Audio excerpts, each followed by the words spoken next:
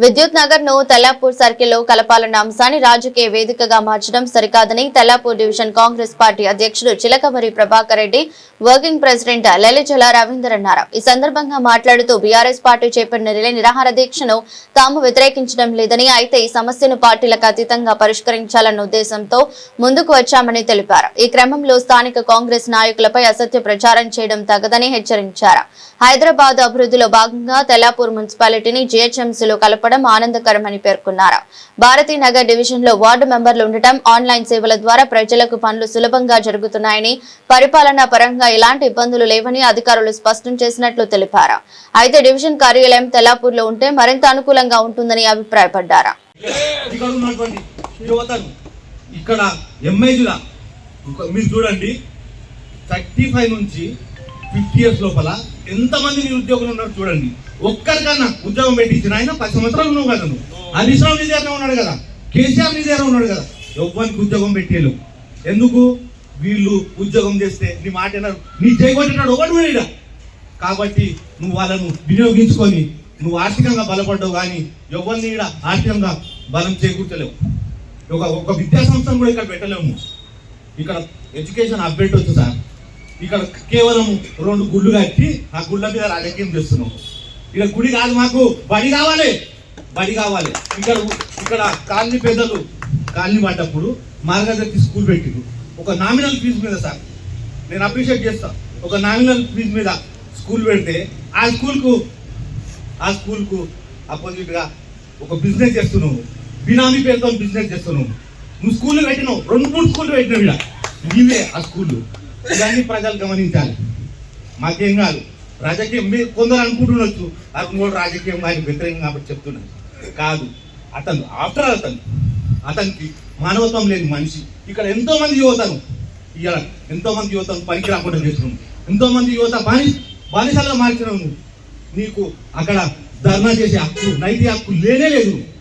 కేవలం ఇక్కడ ఉన్నటువంటి వీళ్ళందరూ కూడా ఫోటోలు వేసుకుంటే కూడా, ఫోటోలు ఎందుకు ఇస్తారండి? ప్రజలకు విజ్ చేస్తారు. ఏదైనా పండుగ ఉంటుంది విజ్ చేస్తారు, ఏదైనా ప్రభుత్వ పథకం ఉంటుంది దానికి విజ్ చేస్తారు.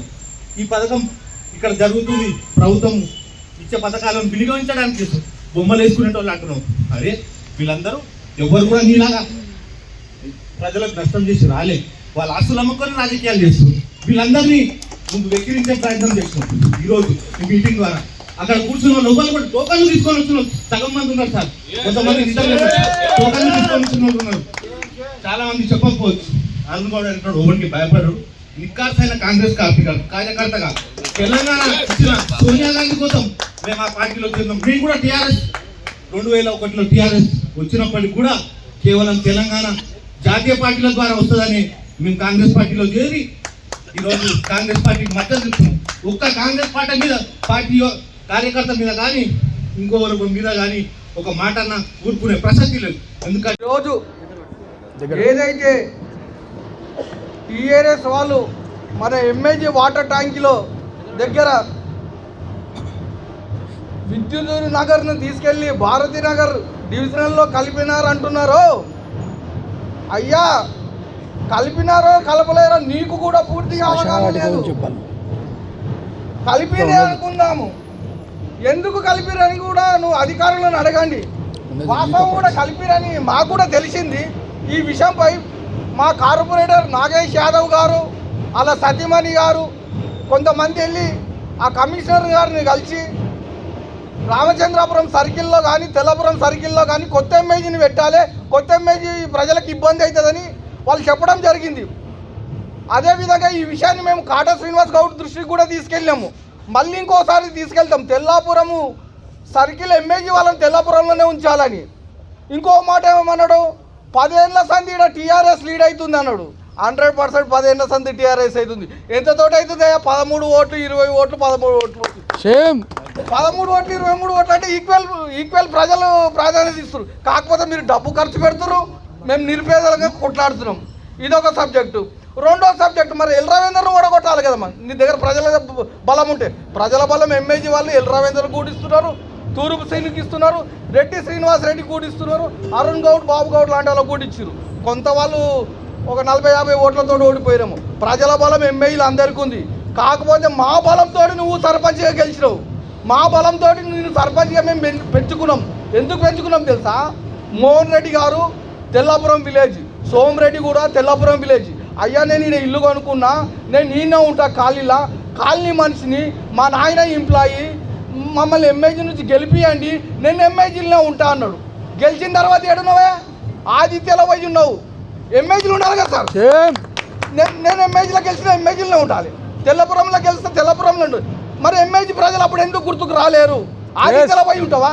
ఎంఏజీలో ప్రజలలో ఉండాలి, ప్రజలకు సర్వీస్ చేయి, ప్రజలకు చేయి. ఇదొక విషయము. ఫైనల్ లేవట్ అన్నాడు. ఆల్రెడీ మా రవీందర్ సార్ మాట్లాడాడు. ఏబిసిడి పార్కులు ఉన్నాయి సార్ ఎంఏజీలా. ఏబిసిడి పార్కులు షాపింగ్స్ అప్పుడు పెద్దలు 75 గజాలు షాపింగ్ అని పెట్టి ఇచ్చిరు వాళ్ళకు ఇన్కమ్ అని. అవి ఫైనల్ లేవట్లో చేర్చి ఫైనల్ లేవట్ ఇప్పిస్తా అన్నాడు. ఎక్కడ పోయింది? రాళ్ళు కొట్టినాము, రప్పలు కొట్టినాము, ఏది కాలేదు. సెకండ్ టైం హరీష్ రావు గారు కూడా వచ్చిర్రు. మినిస్టర్ హరీష్ రావు గారు అధికార పార్టీ ఉండి మినిస్టర్ గారు వచ్చి నేను ఫైనల్ లేవట్ ఇప్పిస్తాను, మీరు సోమరెడ్డి గారికి సహకరించండి అంటే సెకండ్ టైం కూడా అలా మిస్సెస్ కౌన్సిలర్గా నా మీదనే పోటీ చేసి, మా భార్య మీద పోటీ చేసి ఒక 23 ఓట్లతో గెలిచిర్రు. ప్రజలు ఆయనకి ఎంత విలువిచ్చారో నాకు కూడా అంతే ఇచ్చారు. మా ఎంఏజీ ప్రజలకు నమస్కారం. అయితే ఫైనల్ లేవట్కు డబ్బులు అవసరం కదా సార్. ఆ డబ్బులు అజిమ్ ప్రెసిడెంట్ ఆయన ఆధీనంలో అకౌంట్లో కట్టాలి. ఎవరో బిల్డర్ కడతంటే కుదరదు కదా సార్. మన అకౌంట్ మనమే వేయాలి. సొసైటీ కూడా డీడీలు ఇవ్వలేడు, లేఅవుట్ కాపీ కూడా ఇవ్వలేడు. ఇవన్నీ ఏంటంటే ఆయన రాజకీయ డ్రామా చేస్తుండు. రాజకీయ డ్రామా ఏంటంటే ఎంఏజీలో ఎక్కడున్నదయ్యా? టీఆర్ఎస్ ఈక్వల్ టు కాంగ్రెస్ ఉంది, ఈక్వల్ టు టీఆర్ ఉంది. ఇంకో మాట అన్నట్టు వెల్లిమల మా ఇద్దరు టీఆర్ఎస్లో తీసుకుపోయి ఇష్టపూలరావు కలిపి వెల్లిమల మైపాల్ గౌడ్ కాంగ్రెస్ పార్టీ 25 సంవత్సరాలు సర్వీస్ చేసిండు. ఇప్పటికి కూడా కంటిన్యూ సర్వీస్ చేస్తుండు. మేము చెప్తలేమే మా మైపాల్ అన్న 25 సంవత్సరాలు చేస్తు అంటే నీకు 10 ఏళ్ళకే ఇట్లయితుంది, అంటే నీకు 10 ఏళ్ళకే కొమ్ములు వచ్చేసినాయి. ఇంకోటి మన కొత్త ఎంపీ ప్రభాకర్ రెడ్డి గారు 10 సంవత్సరాలు ఎంపీగా ఉన్నాడు. అండర్ గ్రౌండ్ ప్రాజెక్ట్ ఎందుకు కాలేదు సార్?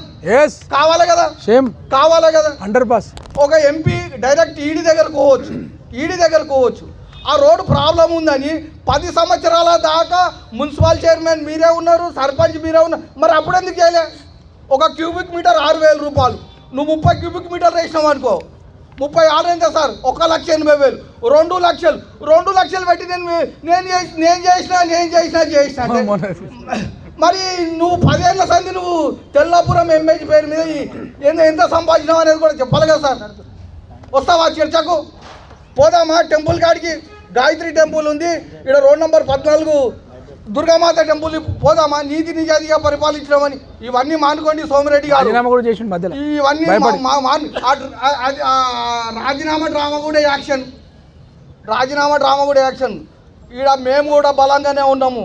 మీరు 100% ఎంఐజీ కాలనీ కూడా అయితే కాలనీలో వచ్చి ఉండు, కాలనీల గురించి కొట్లాడు, మేము కూడా కాలనీల గురించి పనిచేస్తాం. నువ్వు తెల్లాపురం ఆదిత్యలో ఉండి అవసరం ఉండి ఎంఐజీల గురించి వస్తావు. 5 సంవత్సరాలు అవుతుంది సార్, ఇప్పటిదాకా రాలే.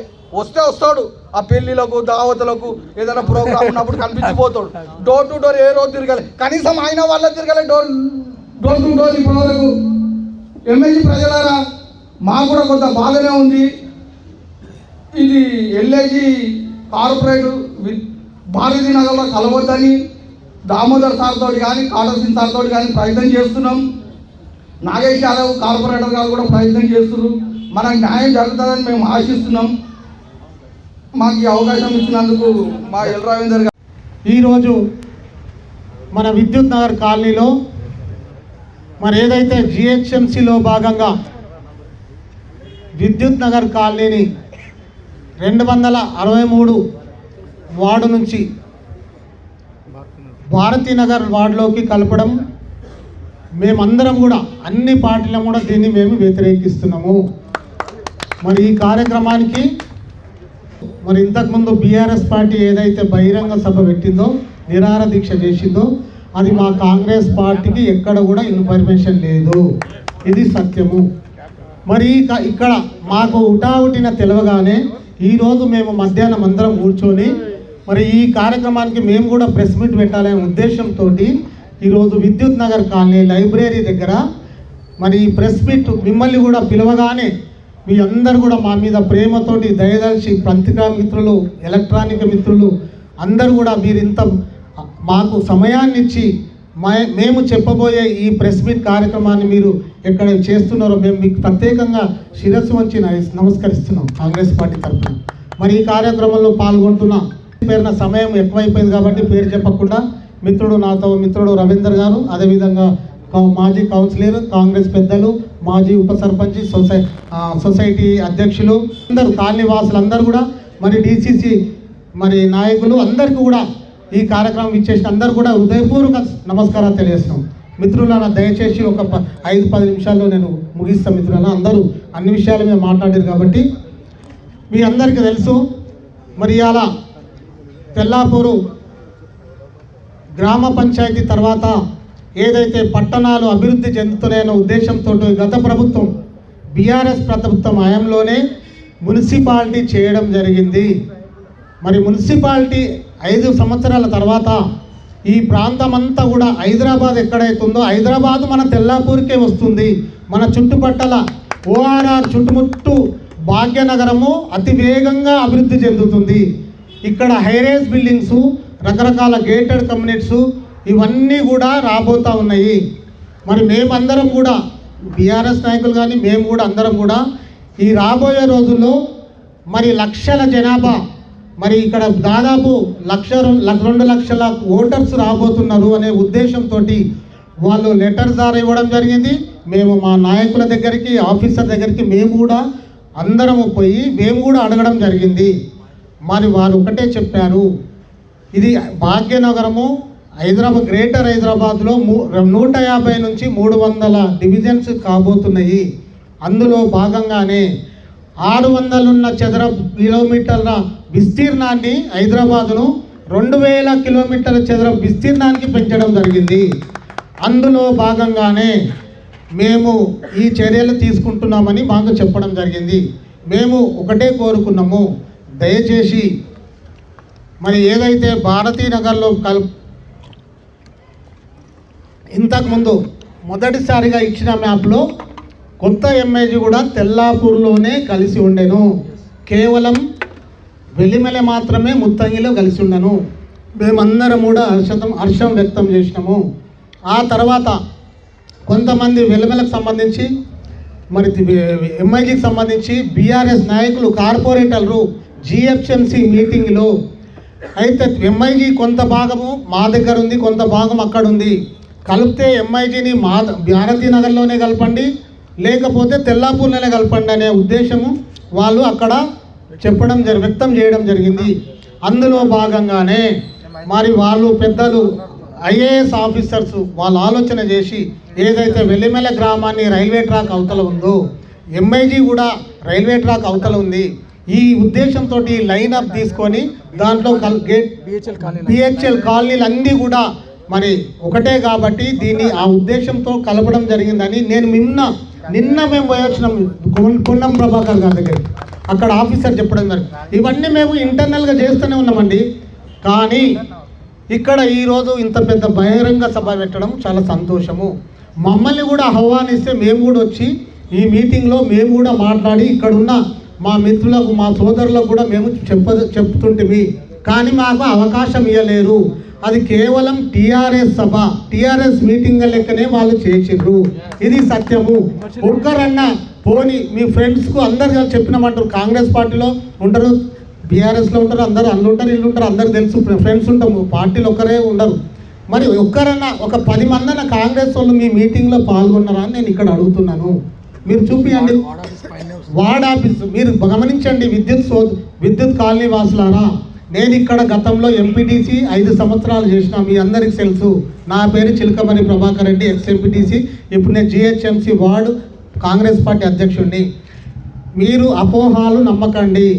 రేపు జిహెచ్ఎంసీ ఏర్పాటు అయిన తర్వాత ఇక్కడ వార్డ్ ఆఫీసు ఇక్కడికే ఎంఐజీ విద్యుత్ నగర్లో ఏర్పాటు చేస్తామని స్వయాన పొన్నం ప్రభాకర్ గారు మాకు చెప్పారు. ఇది వాస్తవము. ఇంతే కాకుండా ఈరోజు ఇక్కడే ఈ గ్రంథాలయం పైనే వస్తుందని వాళ్ళు చెప్పారు. ఇవన్నిటిని కూడా మేము కూడా ఫాలోఅప్ చేస్తున్నాం. రవీందర్ గారు, మేము, మాజీ ఉప సర్పంచ్ గారు, మన అజీమ్ గారు, ఇక్కడ వాజిద్ గారు, వీళ్ళందరం, తూర్పు సింగ్ గారు, మేమందరం దీన్ని ఫాలోఅప్ చేస్తున్నాం. వీళ్ళందరూ కూడా ఎంఐజీ కాలనీ వాసులు అండి.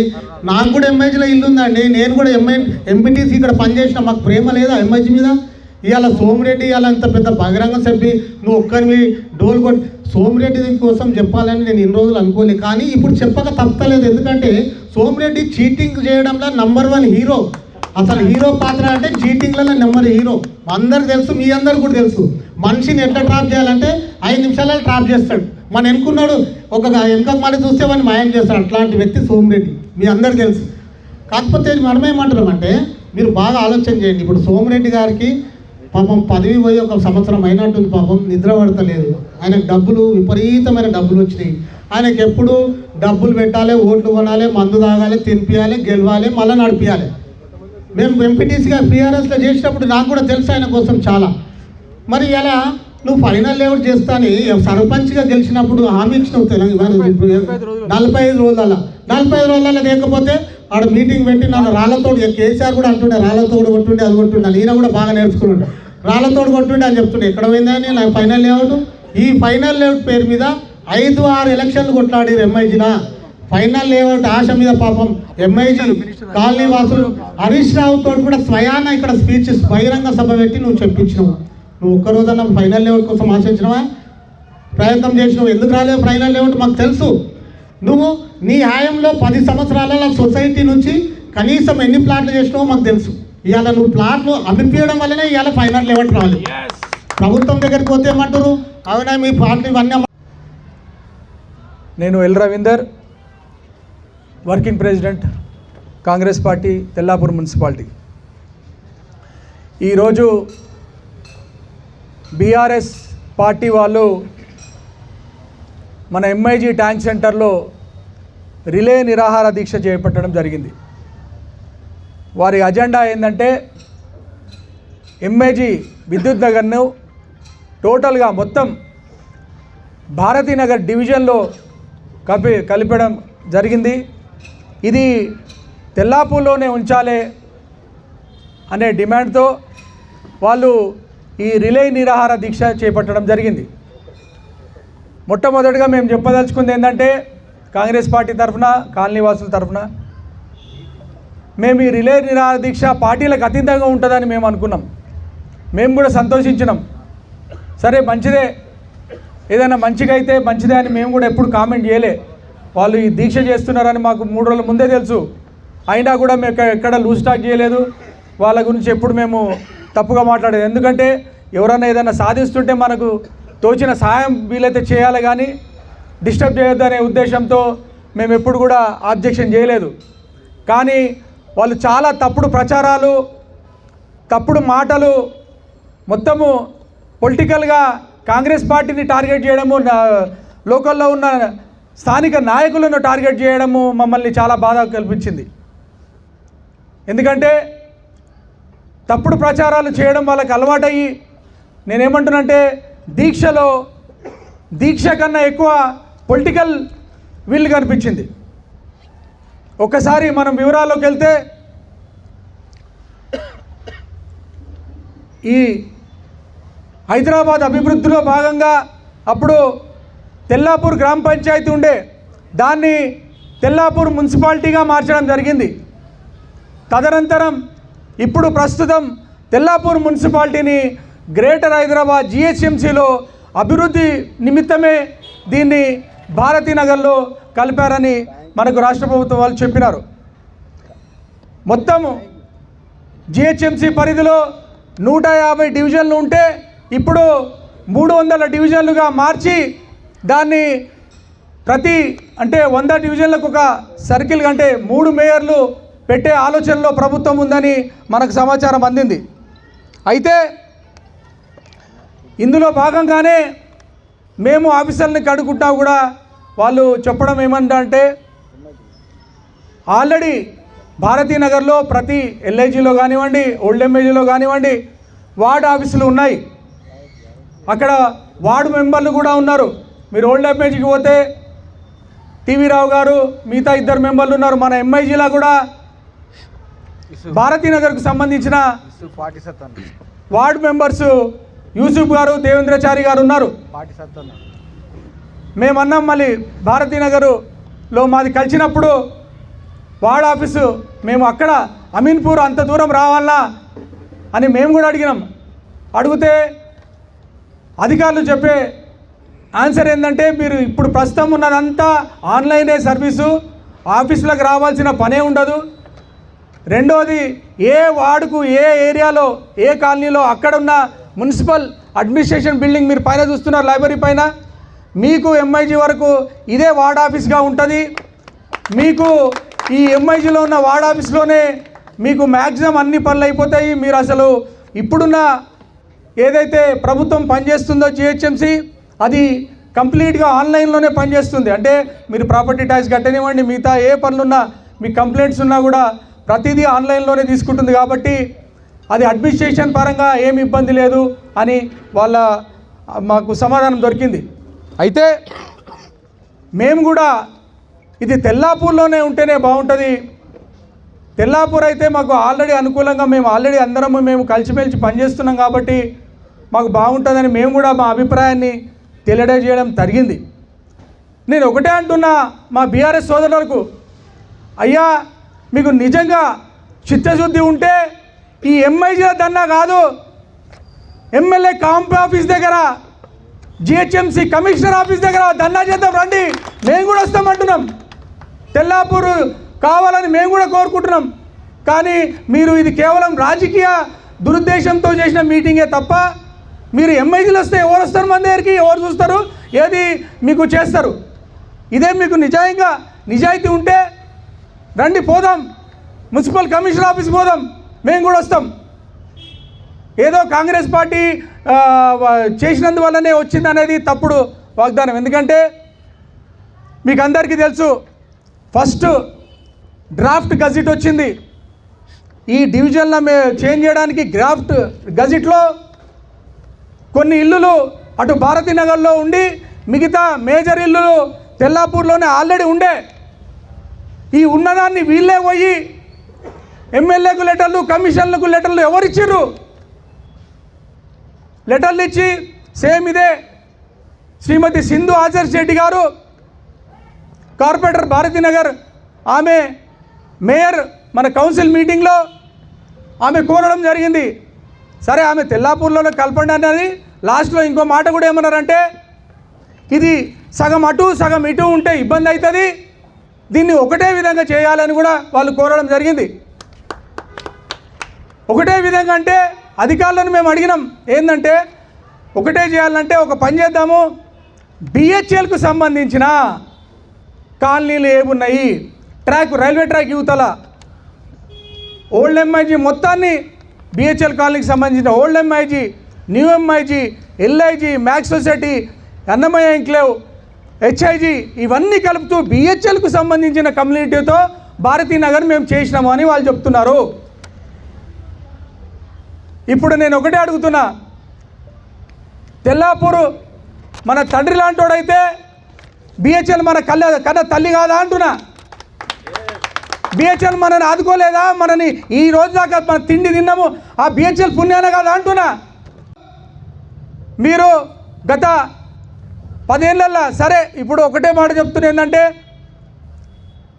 ఇప్పటిదాకా టెక్నికల్ ప్రాబ్లం మనం అనుకుంటే, రెండో పాయింట్ అసలు తెల్లాపూర్లో ఉన్నందువల్ల లాభ నష్టాలు ఏంది కూడా మనం చర్చ చేసుకోవాలి.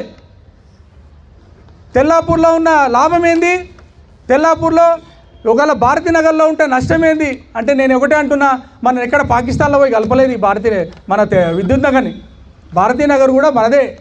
300 డివిజన్లు ఉంటే ప్రతి డివిజన్కు ఉన్న రూల్స్ కూడా మనకే ఉంటాయి.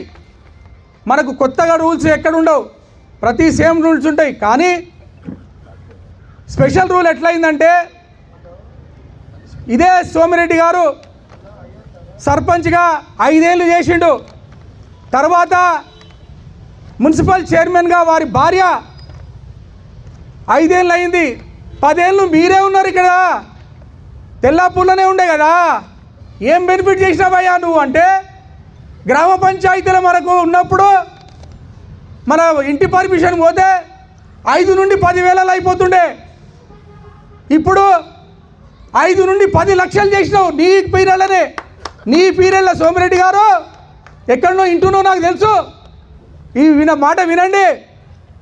ఈరోజు నీ పుణ్యమే మాకు మొత్తం హైదరాబాద్లో ఎక్కడ లేదు బిల్డింగ్లు ఉన్న దగ్గర 20 ఏళ్ళకి మనం ఉంటున్నాము.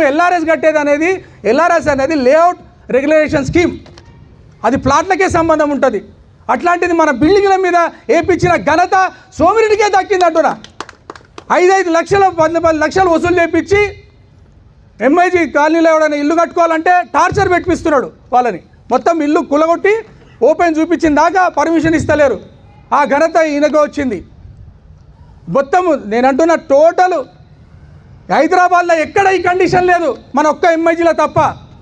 అదేవిధంగా మీరు చూసుకుంటే పోయినసారి ప్రాపర్టీ ట్యాక్స్ పెంచింది కూడా మొత్తం జిహెచ్ఎంసీ ఏరియాలో కూడా ఎక్కడా లేని విధంగా మన దగ్గరనే హైయెస్ట్ ప్రాపర్టీ ట్యాక్స్ వేయించిన ఘనత ఈ సోమిరెడ్డికే దక్కుతుంది అంటున్నా. Highest property tax. అయ్యా నీ పీరియడ్లో 10 ఏళ్ళు నువ్వు చేసినావు కదా, ఇక్కడ ఒక పోస్ట్ ఆఫీస్ తెచ్చినావా, లేదా ఒక బీసేవా సెంటర్ తెచ్చినావా, లేదా ఒక రేషన్ షాపునన్నా తెచ్చినావా అడుగుతున్నావు మేము. నువ్వేం సాధించినావని అదేంటి ఏం సాధించినావు తెలుసా? ఈ ఎంఐజీ పుణ్యాన నీకు పదవులు వచ్చినాయి, ఈ ఎంఐజీ పుణ్యాన నీకు ఆస్తులు వచ్చినాయి. ఇవన్నీ పోతాయి. ఆయనకు ఒక్కటే, ఆయన్నే ఈరోజు మాట్లాడిన ఆయన ఏదైతే స్పీచ్లు ఉందో ఆయన క్లియర్ చెప్తున్నాడు. ఇది కానీ భారతీనగర్లో పోతే పార్టీని వీక్ చేసేసి కాంగ్రెస్ గెలవాలని అటు పోతుంది అని అన్నాడంటే దాని మీనింగ్ ఏంది? నువ్వు తెల్లాపూర్లో గెలవనే కదా, తెల్లాపూర్లో నిన్ను రిజెక్ట్ చేసిండు కదా. ప్రజలారా గుర్తుపెట్టుకోండి, ఆ రోజు సర్పంచ్ ఎలక్షన్లో కూడా తెల్లాపూర్లో మోహన్ రెడ్డికి ఎక్కువ ఓటాయి. ఎంఐజీల వల్లనే ఓట్ల వల్లనే ఆయన సర్పంచ్ అయ్యిండు. ఆయనకు ఆ విషయం తెలుసు. అందువరకే ఇంకో విషయం కూడా ఆయనకు తెలుసు. ఆయన అంటున్నాడు ఎంఐజీలో టీఆర్ఎస్ ఉంది కాదయ్యా. ఎట్లా టీఆర్ఎస్ ఉంది? నీ ఎలక్షన్లు నువ్వు 5 కౌన్సిలర్లో నువ్వు పోటీకి నిలబట్టి ఎప్పుడైతే టికెట్లు ఇచ్చుకున్నావో మా కాంగ్రెస్ పార్టీ ఎవరికి ఇస్తుందో వాళ్ళ దాంట్లో ఎవరైతే వీక్ ఉన్నారో ఆయన మీద నేను నిలబడి గెలవాలనుకున్నాడు. సావు తప్పి కన్ను లొట్ట పోయి గెలిచిండు. కేవలం 10-12 ఓట్లతోని మా తూర్పు సీనన్న మీద గెలవడం జరిగింది.